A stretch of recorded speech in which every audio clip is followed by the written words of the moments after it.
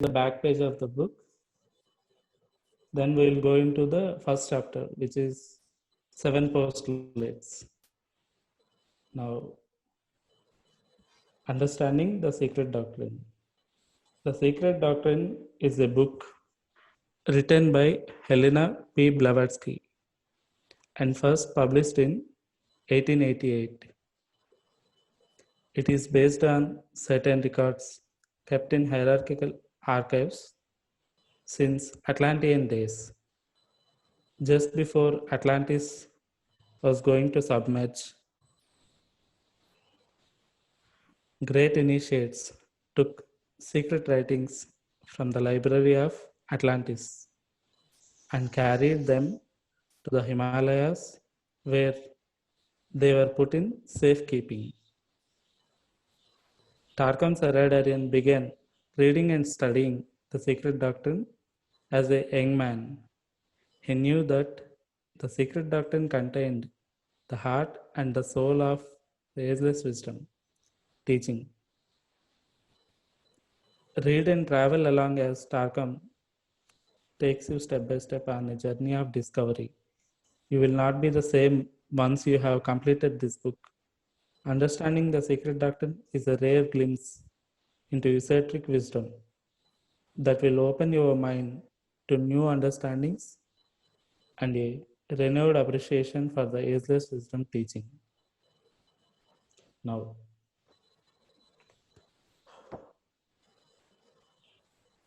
we are starting the actual chapter, 7 postulates.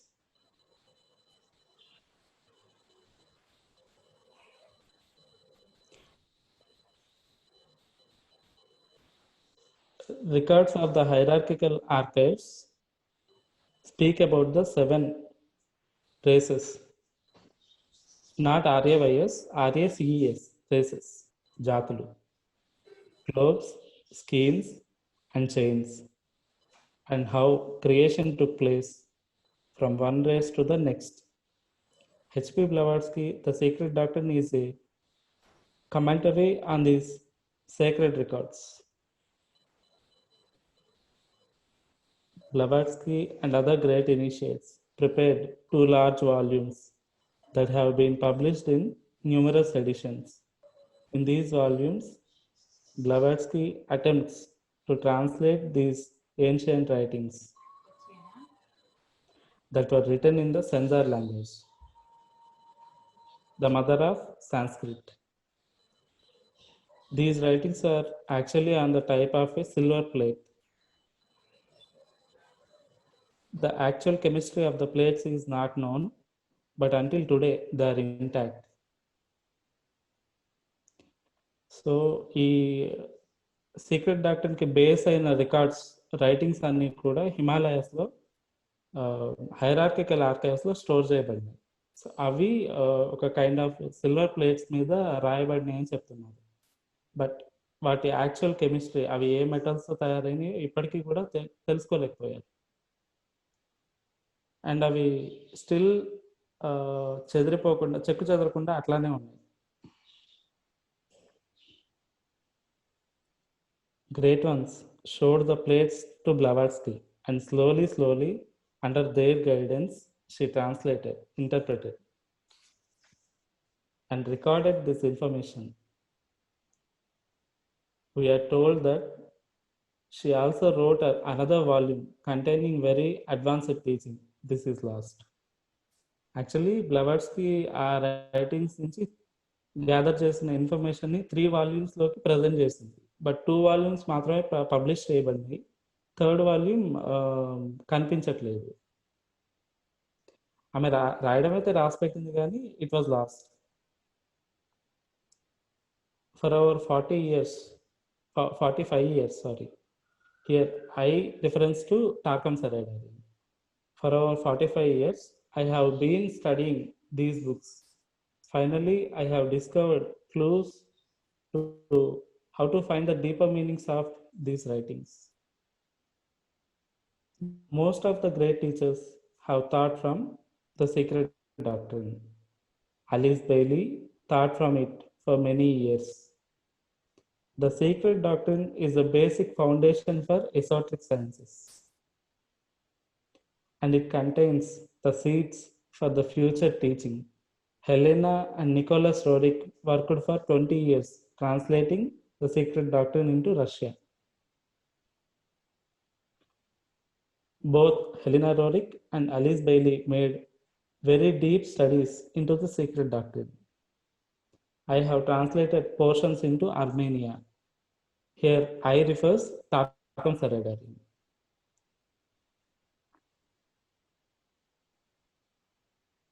The secret doctrine is written in such a way that there seems to be no plan in its format, but actually it is purposely written in this way to exercise and stretch the consciousness of those who read it to such a degree that expansion of consciousness occurs. For example, a subject is started on the first page, then continued on the 15th page. In the pages between, the readers must stretch their minds to see where they are going. Then they find the station. So secret డాక్టర్లో chapters arrangement అనేది చాలా డిఫరెంట్గా ఉండింది. ఎట్లా అంటే ఒక subject first పేజ్లో start అయితే అది మళ్ళీ 15th పేజ్ నుంచి కంటిన్యూ అవుతుంది. సో మధ్యలో ఉన్న పేజెస్లో readers must have to think about the continuity of the subject. So purposefully ఇట్లా రాయడం జరిగింది to make the expansion of consciousness which occurs for the reader అని చెప్తున్నారు. Why was the secret doctrine written? Great initiates and Blavatsky saw that the future of humanity was cloudy and this current race could annihilate itself. They felt that 100 years before these conditions occurred, they should give humanity a teaching that would prevent such a destruction. 100 years తర్వాత మానవాళి face చేయబోయే సర్కమ్స్టాన్సెస్ని ముందుగానే feel అయ్యి great initiates and బ్లవర్స్కి దానికి సొల్యూషన్గా ఈ secret doctrine రాయడం జరిగింది అని చెప్తున్నారు. సో ఆ secret doctrine strongly emphasizes 7 postulates. So the first postulate then of writing the sacred doctrine was to create within humanity the brotherhood of humanity. Brotherhood of humanity. 100 years have passed and we still do not understand how to relate to each other. People are still fighting and massacring each other, developing future plans to destroy each other faster than before. But in some degree, this teaching has penetrated into the advancing human beings, and maybe the 3/5 of humanity are aspiring toward the brotherhood of humanity. You would not be reading these pages if this concept was not in your heart. Thousands and thousands of groups have formed throughout the world because of these teachings.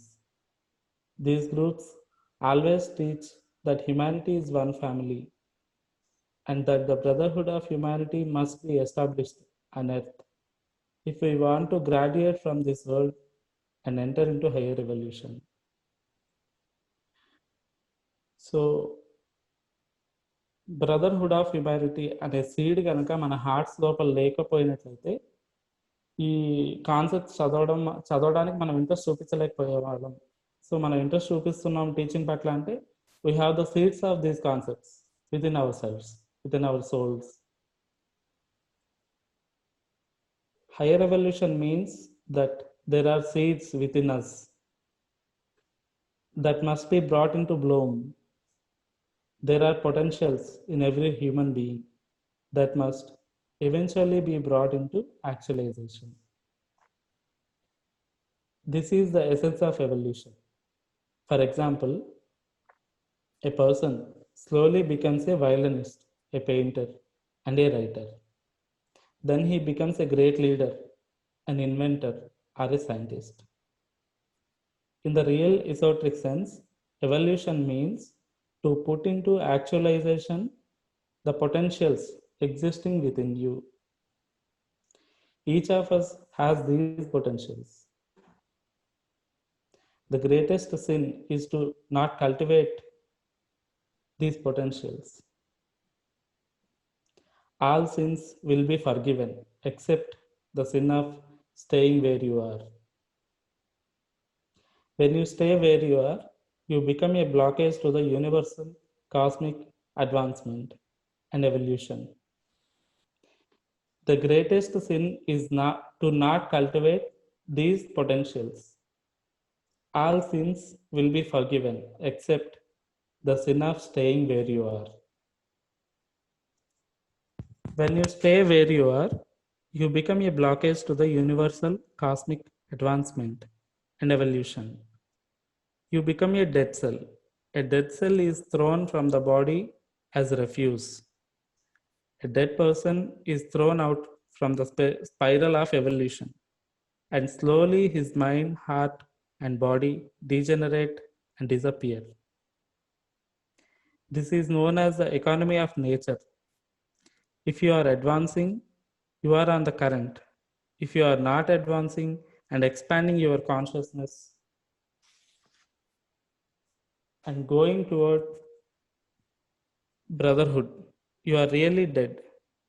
Not spiritually advancing is the greatest sin that great sages speak about. So,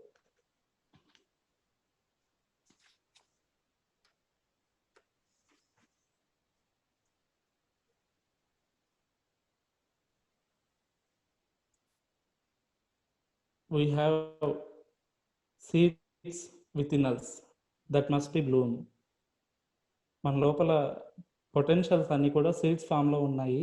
so అవి తప్పనిసరిగా bloom చేయాలి. That is the format of evolution అని చెప్తున్నాను. అది కాకపోయినట్లయితే మనం ఒక చనిపోయిన కణంలాగా ఉండిపోతున్నాము, as a dead cell or as dead body, which is must be annihilated from the life cycle. So ఎప్పుడైతే మనం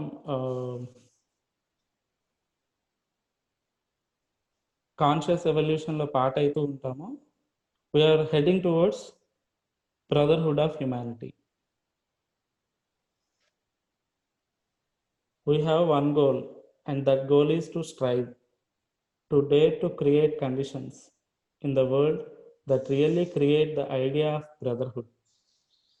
Eventually, we must actualize this idea in practical life. Without this idea, the world cannot survive. All of our civilizations, philosophies, sciences, and religions will turn into ashes.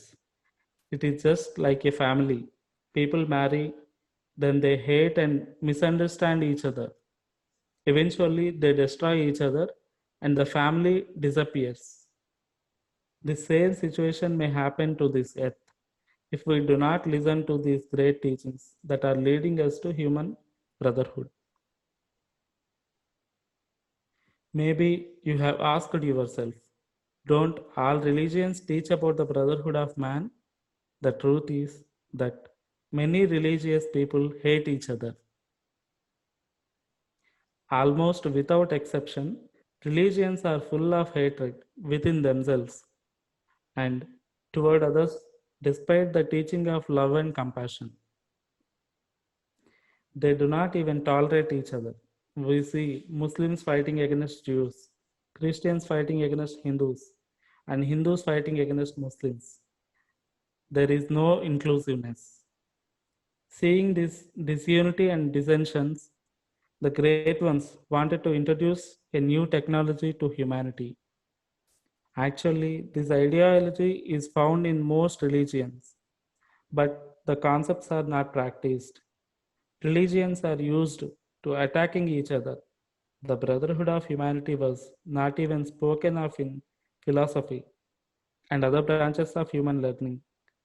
For the first time, This idea came from the great lodge of hierarchy. They wanted to teach humanity that the human race is one family and the life of humanity must be based on global brotherhood.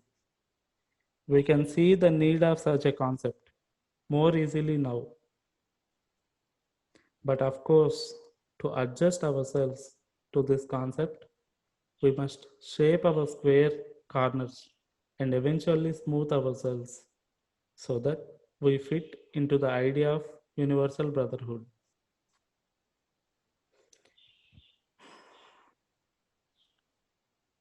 The second postulate of the secret doctrine is oneness of souls.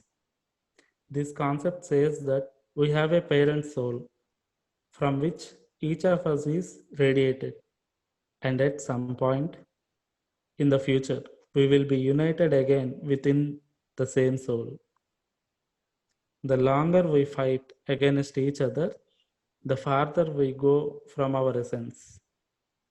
The farther we go from our essence, the greater the suffering and pain we will experience. This teaching must be integrated into politics and at the various levels of education, especially in the universities. The concept of being one is seldom mentioned at this level of education. So, when we are fighting against each other, the farther we go from ourselves, our essence, the farther we go from our essence, the greater the suffering and pain we will experience. Hierarchy wanted to give this teaching in order to focus the human mind on the reality that we are not separate beings. They explained this phase of the reality by taking a human being and saying that we are cells in one entity called humanity. Many times, people hear this teaching and say, we know and understand these concepts, but understanding the teaching does not make us actualizing the concepts. Understanding is the first phase. The second phase is discipline. Third phase is a fight within yourself. The fourth phase is when you conquer yourself. In the fifth phase, you really actualize the idea that the souls of men are one and I am one with them. These are practical rules. We must measure ourselves with these two ideas, the brotherhood of humanity and the souls of men are one. This is our measurement. Regardless of what we are, we know what we are and what we can do. We are useless and purposeless. Until these two ideas actually start manifesting themselves in our thinking, speech, writing, and real life behavior. These two concepts were given by the spiritual hierarchy to Blavatsky.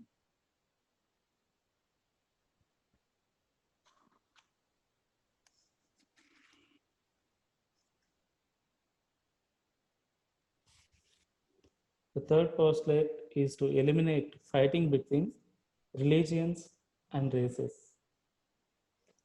If you read the Secret Doctrine page by page, you can see this purpose underlying every sentence in the second volume. Blavatsky proves that every religion has the same source. It is like a mountain, lake that feeds many rivers. As the rivers leave the lake, they change their chemistry, their color, their shape, and so on. And eventually, they enter many fields. One produces cucumber, one produces cabbages, and others produce different crops. But the rivers are from the same lake and existing in the general field of human life. Blavatsky proves that mythology, with its graphic explanation of religious secrets, speak the same language all over the world. If you truly penetrate into religions, you will see that they are not different.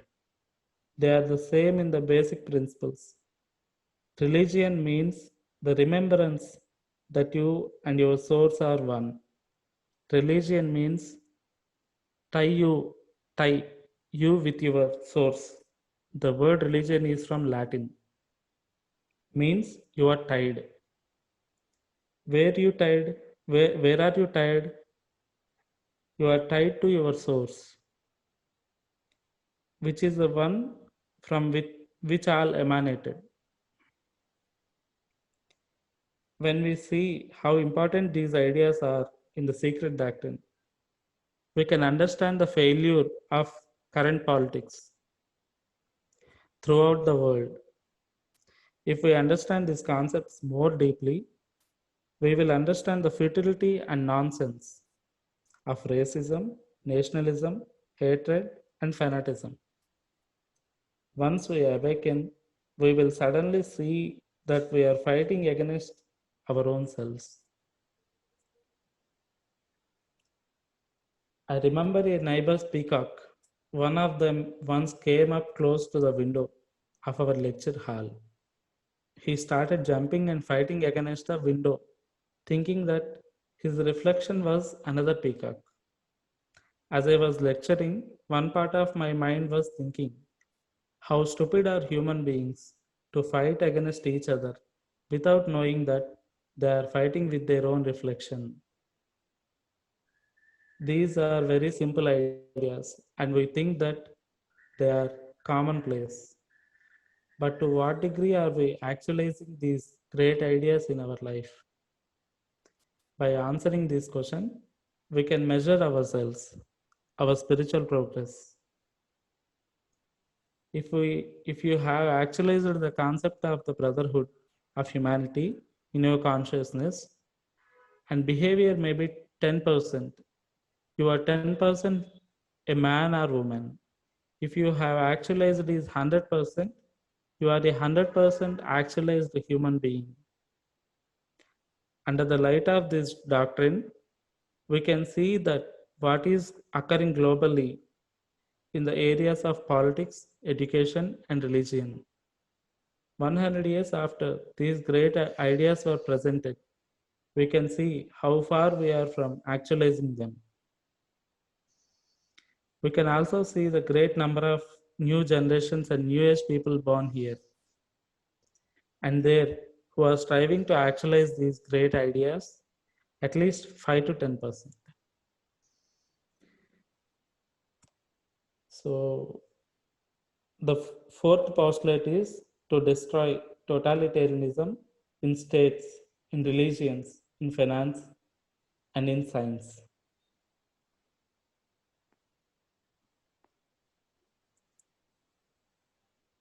Totalitarianism means I am going to control everything according to the what I know, what I am, and what I have. We can see things in families when a man says, "This is it, do it, or else." Women and children also became like this. Leaders of groups can also fall into this trap. We see it also in churches, politics, and science. For example, we had totalitarian regimes in Germany, Russia, Japan, and Italy. They disappeared in great destruction.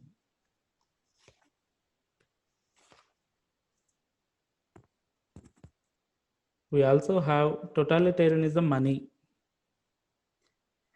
Whoever has money controls the world. But totalitarianism always destroys itself. Why take this path of destruction? Of course, it is good to accumulate experience and wisdom. But if you use this accumulation to control the free will of others, it turns into totalitarianism. For example, science until the 18th and 19th centuries was totalitarian.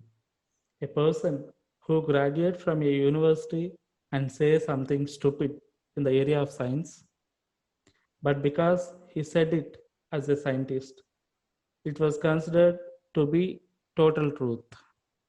Eventually, science discovered that many of the discoveries of the past are obsoleted. Outdated. Obsoleted means outdated. I was reading recently where a scientist from UCLA said, UCLA means University of California and Los Angeles. We are teaching science that has been obsolete for 30 years, but we do not know what to do about it.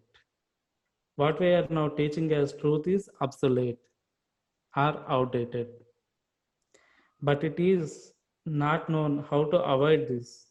For example, we teach the theories of atoms and energy, but much of this is obsolete theory. If we try to bring the new discoveries into the university curriculum, the textbooks would need to be revised and changed every 3 weeks. I praise science because, in many ways, it understands its mistakes and pitfalls, whereas religion does not. Religion says, this is it, there is heaven and hell. We have heard this from for eons. Can't they say something new? Yes. Till now, we have completed 4 postulates. Once again, we revise the postulates. First postulate was brotherhood of humanity. The second postulate was oneness of souls. Third was eliminate fighting between religions and races. Fourth one was destroy totalitarianism in states, in religions, in finance, and in science. The fifth postulate is to create tolerance and openness. We see in many books and articles how people of various religions hate each other, how philosophies and organizations have hate each other. There is not enough openness, inclusiveness, and tolerance. Tolerance means wait a minute. Let me enter into your shoes and see things as you are seeing them. Do not stand on your crystallized attitudes. Destroy them.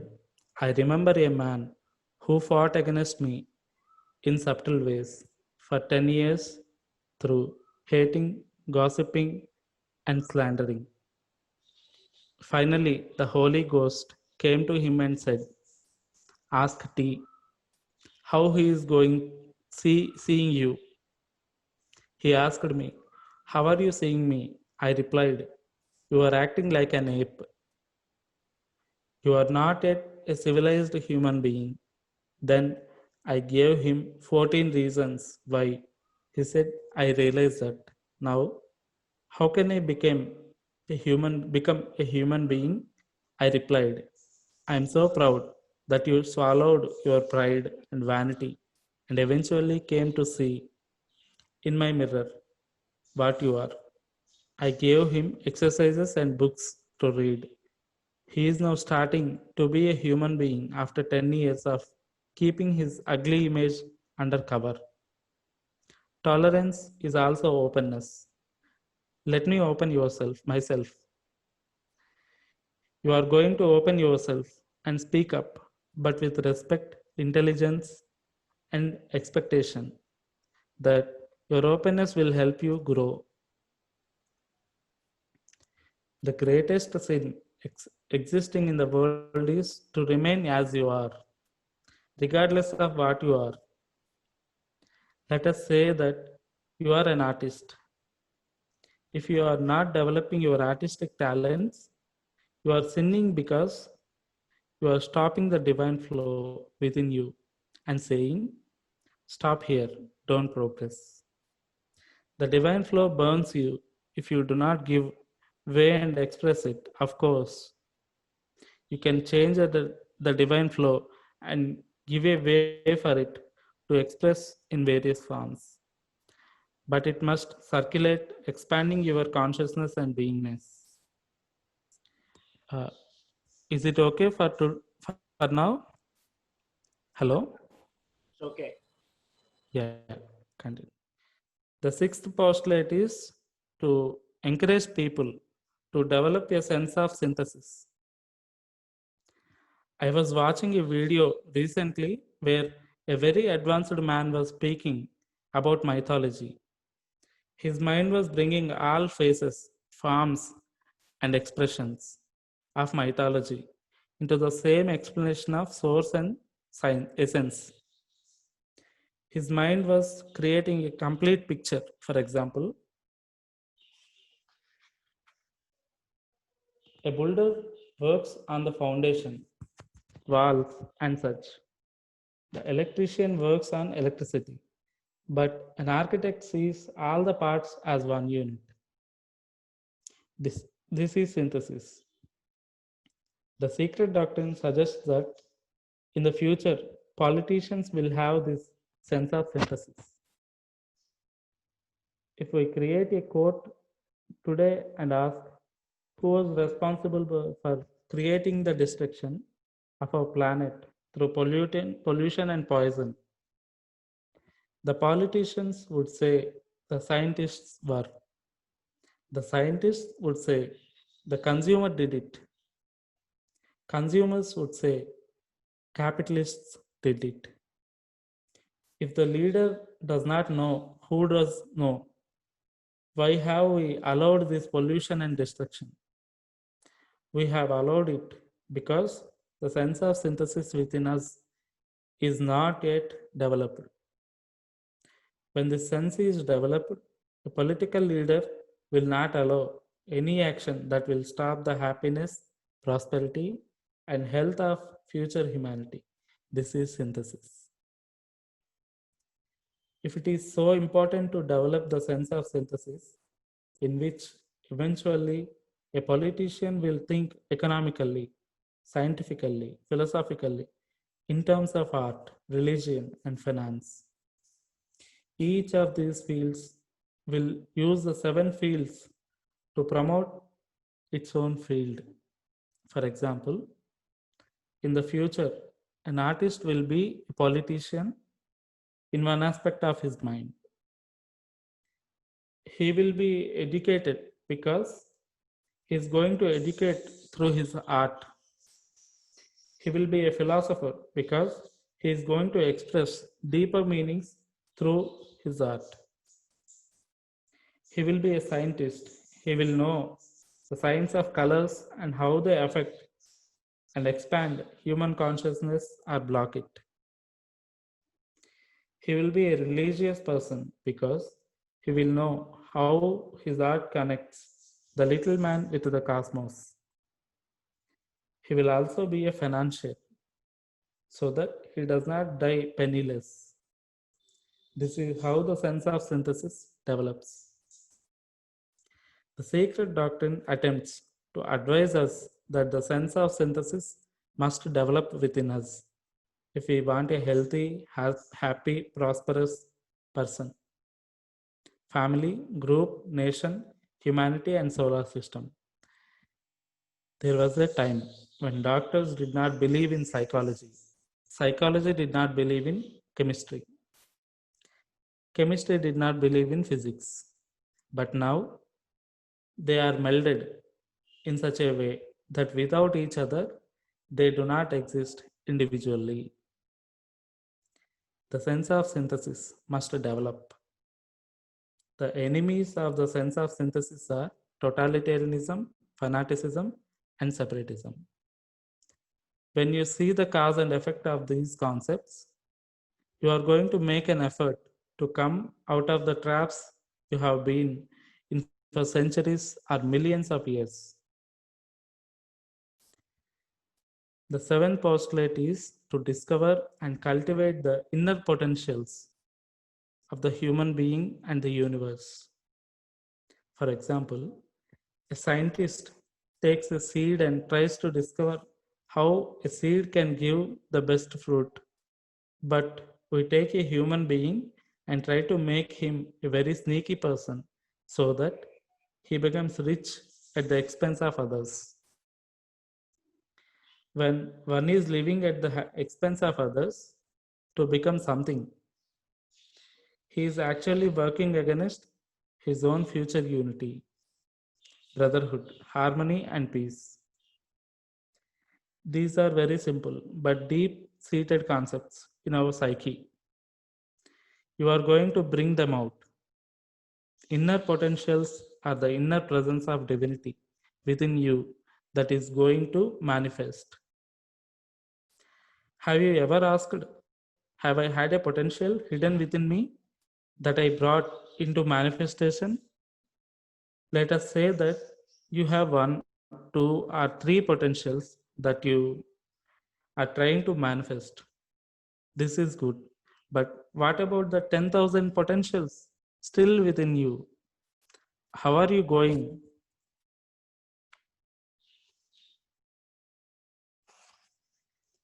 How are you going to start making efforts to bring out these hidden potentials within you? These are taught in the ancient wisdom as initiations, as discipline, and as meditation. Discipline means I have something preventing me from blooming and from growing outward. Let me remove this obstacle. Then prepare a body, a consciousness, a heart, a nervous system that will allow these inner potentials to actualize themselves. This is discipline. Meditation is seeing how insignificant you are and what you can be if some chance and help is given to you to reach that potential and actualize it. Striving means that no matter how many difficulties you have in your life, you are not going to give up in progressing, evolving, opening yourself, and bringing out your inner potentials. The secret doctrine teaches that whatever you are, your life will be the exact reflection of your inner beingness. Instead of working on outside things, you are going to work from inside. Yes. So 7 postulates were covered. Now the essence of these postulates were, yeah, we have inner potentials within us, within ourselves. So through practicing and actualizing the creativity within us, we can achieve brotherhood of humanity and oneness. Then we will survive to further levels, or else we will annihilated by the nature.